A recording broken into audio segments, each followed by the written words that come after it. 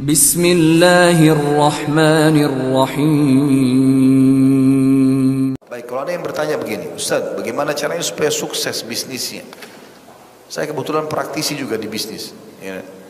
Maka ini rahasia yang saya sampaikan, walaupun ini rahasia sebenarnya, gitu. Tapi karena ada Pak Farid sini kita sampaikan. Ya Pak, izin dulu sampaikan. Kalau saya pribadi, saya melihat konsepnya ada 4. Ya. Yang pertama, modal halal. Selama modalnya halal, sudah ada 1 poin.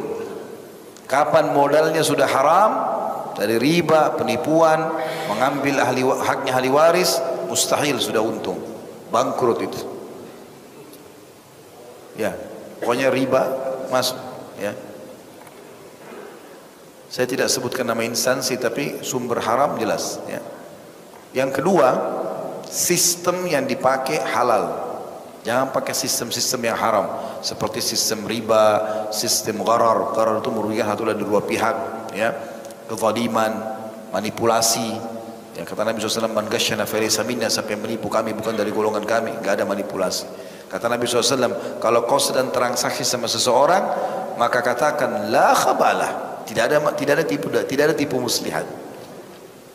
Orang mau jual apa-apa, saya transaksi ya, tapi tidak ada tipu menipu nih. Transaksi. Bahkan kata Nabi SAW, kalau 2 orang sedang transaksi, dua-duanya jujur dan transparan, maka Allah berkahi transaksinya. Yang beli produk berkah artinya akan selalu bagus, produk itu bermanfaat buat dia. Yang menjual juga dapat berkah dari uangnya. Yang paling penting masalah keberkahan. Kalau antum jual motor, jual mobil, ternyata pernah tabrakan, ditanya, pernah tabrakan? Pernah tabrakan di bagian depan sebelah kiri. Saya sudah masukkan bengkel, silakan cek. Jadi transaksi itu. Oh, enggak pernah tabrakan. Padahal sudah 20 kali tabrakan. Bohong. Orang itu hanya ambil nomor telepon, pergi, enggak bakal transaksi. Itu sudah umum. Jangan terus menipu diri sendiri nih. Hah? Allah Maha melihat, malaikat mencatat. Jangan bodoh-bodohan ini. Hah? Sistem. Yang ketiga, produknya halal. Jangan jual yang haram. Allah haramkan sesuatu, jangan disentuh, selesai. Transaksi zina, transaksi riba, ya. Produk haram, jual babi, jual khamr, gak ada semuanya. Semua gak ada. Jual produk halal. Dan ingat, yang haram jauh lebih sedikit daripada yang halal. Halal itu banyak. Allah haramkan babi, Allah ganti dengan sapi, kambing, ayam, kelinci, kuda, banyak ikan, hewan-hewan air. Kenapa harus babi? Allah haramkan khamar, minuman keras. Ada madu, ada sirup, ada air putih, ada susu, banyak ganti. Allah haramkan zina, Allah ganti dengan nikah, banyak ganti. Jadi jangan sentuh yang haram, karena haram itu untuk dipelajari dan dijauhi, bukan coba. Jadi enggak usah bilang saya coba dulu makan daging babi. Enggak usah coba. Enggak perlu coba. Saya mau coba dulu zina itu bagus enggak usah coba. Nikah saja, selesai. Orang masuk hotel takut-takut, kelihatan orang takut, kalau hamil malu, kalau nikah hamil bangga. Tanya, hamil ya Bu? Iya, dari suami. Kalau tidak aborsi. Kalau yang haram takut. Kenapa tidak nikah? Gitu kan? Ini yang ketiga. Yang keempat, sedekah. Tidak bisa ketemu antara ya masuk naiknya grafik bisnis pendapatan dengan bakhil. Sedekah. Ini ekonomi sama sosial harus sama. Tidak bisa terpisah. Ada saatnya di mana teman-teman buka restoran gratiskan buat orang, bagi-bagi makanan itu. Ada saatnya orang jual baju, bagi-bagi pakaian itu pada orang miskin. Ada saatnya begini dan kasih kepada orang. Selalu ada hubungannya dengan itu. Dengarkan baik-baik hadis Bukhari. Pernah Nabi SAW mengatakan 2 orang sebelum kalian dari Bani Israel, dua-duanya orang saleh. Dua-duanya orang saleh. Dua-duanya punya kebun. Dan pada saat itu musim peceklik, kering, gak ada air. Tapi kuasa Allah, rupanya yang bersahabat ini, si A sama si B, tidak disebutkan namanya dalam hadis ini, tapi dikatakan 2 orang yang bersahabat. Kebun A sama kebun B. Rupanya kebun A ini, pemilik kebun A melihat ada awan lewat di atas kebunnya. Ini tanda-tanda mau hujan, gelap, mendung. Tapi di atas kebun dia saja. Cuma awan itu jalan. Ini dalam hadis Sahih riwayat Bukhari. Maka pemilik kebun A mendengar suara di situ di atas awan itu mengatakan begini, turunkan hujan di kebunnya fulan. Dia penasaran, kok bisa ada suara dari awal? Diikuti sama dia, dia ke kebunnya temannya di begini. Subhanallah, dia masih di kebun-kebunnya, awalnya berarti turun hujan lebat. Hanya kebun ini, yang lain tidak kena hujan. Hanya itu saja, yang lain tidak kena hujan. Dia tanya temannya, apa rahasiamu? Kok bisa orang lagi musim panas kok sendiri yang dapat hujan? Dia bilang apa? Dari keuntungan dagang saya. Jadi bukan semua modal, enggak, untung. Dari keuntungannya saya bagi 3. Langsung begitu untung langsung bagi 3. Sepertiganya saya sedekahkan dulu. Sepertiganya saya kembalikan kepada modal, tambahan modal. Sepertiganya lagi saya biayai untuk keluarga saya. Jadi selalu pendapatannya dibagi 3 sama dia. Maka gara-gara itu Allah berkahi. Jadi nggak bisa lepas teman-teman. Kita kalau makin dikasih fasilitas sama Allah, kita harus tahu makin ada haknya orang di situ, bukan untuk kita sendiri. Makin kita berbagi, makin berkah. Itu kata kuncinya. Saya punya ipar di Ternate. Saya nggak bisa lupa, sering saya jadikan sebagai bahan ceramah ini. Subhanallah, waktu mungkin cerita ini 15 tahun lalu saya pernah ke Ternate, waktu itu ceramah. Kemudian pulang habis sholat isya dari masjid, saya duduk di rumah beliau, ngobrol-ngobrol. Jam 12, setengah 12 malam waktu itu. Rumahnya di bagian belakang pakai seng, masih pakai seng. Ribut, ada seperti suara batu jatuh, bang gitu, ribut sekali. Saya kaget, dia ketawa. Terus dia bilang, itu mangga Ustaz. Oh mangga ya. Orang Ternate bilang ini mangga madu. Mau coba Ustaz? Boleh. Diambil sama dia, dipotong. Memang manis sekali mangga itu, Masya Allah. Satu mangga, orang Jakarta biasa bilang mangga mana lagi. Saya nggak tahu di sini mangga apa. Ya. Maka dipotong sama dia manis. Dalamnya ada kayak titik-titik madu gitu ya. Setelah itu makan, saya istirahat. Habis sholat subuh, saya pulang dari masjid, duduk lagi ngobrol sama dia. Terus saya tiba-tiba bilang, bisa nggak saya lihat pohon mangganya? Dia bilang, ya silakan.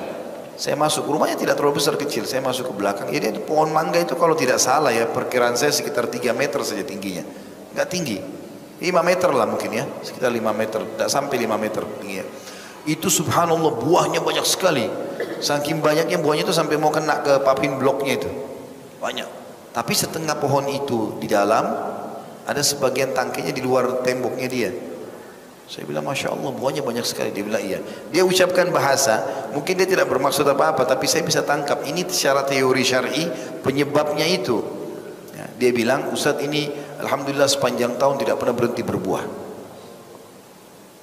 Terus langsung dia bilang, dan saya tidak pernah larang orang ambil mangga ini.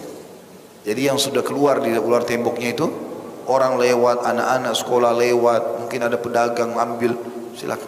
Yang di luar tidak apa-apa. Dalam rumah diambil sama dia, sama keluarga. Itu pun kalau ada yang datang minta dikasih. Oh, saya bilang pantas sepanjang tahun berbuah. Antum baru 1 sudah pakai plastik. Nah.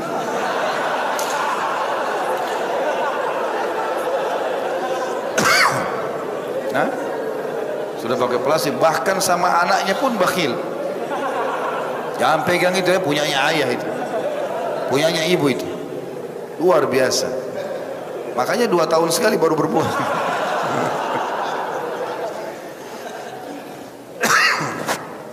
Jadi 4 itu kata kuncinya sebenarnya. Bagaimana modalnya halal, sistemnya halal, produk halal, sedekah. Itu penting. Ya. Abu Hanifah rahimahullah pernah subhanallah dia beli 10 lembar kain sutra, 8 laku atau 9 laku. Besoknya ada satu ibu datang mengatakan, wahai imam, imam ini kayak kita kiai, ustaz. Wahai imam, saya mau beli kain sutra, pasar ini nggak ada yang jual sama saya. Saya mau beli dari anda, bisa nggak? Uang saya cuma sekian. Nggak, ini uangnya dia, modalnya saja kain sutra itu tidak bisa dapat gitu. Maka kata Imam Abu Hanifah, ambil lah, ini ada sisanya 1, beli saja, ambil. Cukup, diambil sama dia. Ibu itu dengan gembira ngambil, dibungkus sama dia. Terus dia bilang, wahai imam, saya mau tanya, ini sudah anda jual kepada saya, jazakallah khair, tapi saya mau tanya, saya keliling pasar gak ada yang jual sama saya ini, kok bisa anda jual sama saya? Kata Imam Abu Hanifah rahimahullah, saya alhamdulillah kemarin beli 10, 9 sudah laku, sisa 1 yang enggak, dan ini keuntungannya, dan anda seorang muslim yang butuh, ambil saja. Seperti itu. Ini sering saya ulangi kisah ini teman-teman. Ada di Saudi penjual selimut. Itu terkenal sekali kisahnya. Selimutnya itu di dalam toko itu paling murah 250 rial. Selimut-selimut yang bagus, gitu kan? Yang mahal, 1 juta di atas harganya, di atas 1 jutaan. Yang jelas teman-teman sekalian, ada satu bapak masuk tanpa ngerti apa-apa, dia langsung masuk, dia bilang, saya mau beli selimut 4 buat saya, istri saya, sama 2 anak saya. Tapi uang saya cuma 100 rial, cuma 350 ribu uangnya. Tapi mau 4 selimut. Maka pegawai-pegawai itu bilang, gak ada selimut harga begitu. Tapi yang punya toko lihat, dia datang, langsung dia mengatakan, sebentar. Dia kasih isyarat kepada pegawainya suruh minggir semua. Dan dia tidak kenalkan diri kalau dia pemilik. Dia cuma bilang, ada apa bapak? Mau apa? Saya mau beli selimut 100 rial 4. Oh, dia bilang silahkan, ambil saja yang anda mau. Silahkan, yang anda mau silahkan. Orang ini tanpa ragu karena dia pikir dia punya uang, dia ambil semua, entah yang harga berapa. Pokoknya orang yang punya toko nggak mau tahu, dia mau ambil yang harga 1000 rial kah, mau berapa, pokoknya ambil. Dia ambil sama dia, dibawa ke kasir, dibayar, dia sendiri yang layani. Selesai orang itu pergi, gembira, keluar. Dia panggil pegawainya semua. Kata dia, saya tahu ada sesuatu yang kalian mau tanya. Kata mereka, iya. Bagaimana bisa anda jual selimut 100 rial 4? Ini minimal 250 rial. Dan ada saja dia bisa ambil 500 rial, bisa 1000 rial, lebih mahal lagi. Dia bilang, itu tadi saudara kita muslim, dia lagi butuh. Kan dia bilang dia kedinginan. Dia mau beli dengan 100 rial 4. Memang dia orang miskin. Memang orang itu bilang, saya cuma punya uang 100 rial, saya mau beli 4 selimut. Maka dia orang muslim yang butuh, saya kasih dia. Terus kata pegawainya, kalau begitu kenapa anda tidak kasih saja gratis? Dia bilang, bedakan antara orang yang datang minta dengan orang yang mau beli. Orang ini datang mau beli, dia mulia. Biarkan dia pulang dalam kondisi dia bangga dengan dirinya. Kalau dia datang mengemis, kita kasih. Bedakan masalah ini. Jadi tidak terpisah antara ekonominya seorang muslim dengan sosial. Tidak bisa terpisah. Itu resep yang luar biasa. Makanya kata Nabi SAW dalam hadis Bukhari, tiap hari Allah turunkan 2 malaikat di pagi hari. Yang satu mengatakan, ya Allah lapangkan rezeki orang yang bersedekah. Dan yang satu mengatakan, sempitkan, bahkan binasakan rezeki orang yang bakhil. Ya. Maka kita harus paham masalah ini. Dan teman-teman kalau menjadi seorang pedagang yang jujur, yang benar dengan sistem tadi yang saya bilang, betul-betul dijaga, ini ibadah yang luar biasa. Perhatikan sabda Nabi SAW dalam hadis Hasan. Hasan riwayat Tirmidzi dan Ibnu Majah. Kata Nabi SAW, at-tajirus saduqul amin ma'an nabiyina was-siddiqina wasyuhada. Ketahuilah pedagang yang jujur dan terpercaya. Betul dia transaksi, betul modalnya halal, betul juga dia kembalikan hak-haknya orang, terpercaya, maka dia akan bersama dengan nabi-nabi, para orang-orang siddiq dan syuhada pada hari kiamat nanti. Maksudnya di surga Firdaus. Padahal dia cuma pedagang. Dan ini sebuah profesi yang luar biasa. Juga ada sebuah kisah unik yang perlu kita titik beratkan, dan ini mungkin saya tutup dengan beberapa poin ini. Pernah ada sahabat-sahabat Nabi, ini hadis sahih diriwayatkan oleh Tabarani, lewat bersama Nabi SAW di depan seseorang. Dikatakan anna rajulan marra ala Nabi SAW fara'a as-sahabatu min jildihi wa nasyatihi fil amal. Jadi ada laki-laki lewat di hadapan Nabi dan para sahabat ini, kelihatannya dari caranya dia bergerak, dia semangat, tapi badannya kotor, kayak capek gitu, orang kerja keras. Ya. Faqalu, maka para sahabat berkata kepada Nabi SAW, ya Rasulullah, lau kana hadha fi sabilillah, andai saja ini orang seperti ini yang sampai keringatan, kotor bajunya, bisa dihitung pahalanya seperti jihad di jalan Allah, itu luar biasa. Maka Nabi SAW jawab, faqala Rasulullah SAW, in kana kharaja yas'a ala waladihi sigharan fahuwa fi sabilillah. Ketahuilah, andai saja orang ini keluar untuk mencari makanan rezeki buat anaknya yang kecil, maka dia sama dengan di jalan Allah. Jadi kalau dia cari, belikan susu, belikan apalah segala macam anak-anak, itu sudah cukup untuk di jalan Allah. Wa in kana kharaja yas'a ala abawaini syaikhaini kabirain fahuwa fi sabilillah. Kalau dia juga keluar untuk mencari rezeki, membiayai 2 orang tuanya yang sudah sangat tua, ibu bapaknya, maka dia juga di jalan Allah. Wa in kana kharaja yas'a ala nafsihi ya'iffuha fahuwa fi sabilillah. Dan kalau dia keluar juga untuk membiayai dirinya sendiri supaya dia tidak mengemis sama orang, supaya dia mulia, maka dia di jalan Allah. Sama dengan pahala jihad semuanya itu. Ya. Wa in kana kharaja riya'an mufakharatan fa huwa fi sabili syaitan. Tapi kalau dia keluar untuk bangga-bangga saja, pakai mobil untuk bangga, jabatan untuk bangga, titel untuk bangga-bangga, hina orang lain, merasa lebih penting dari orang lain, maka dia di jalannya syaitan.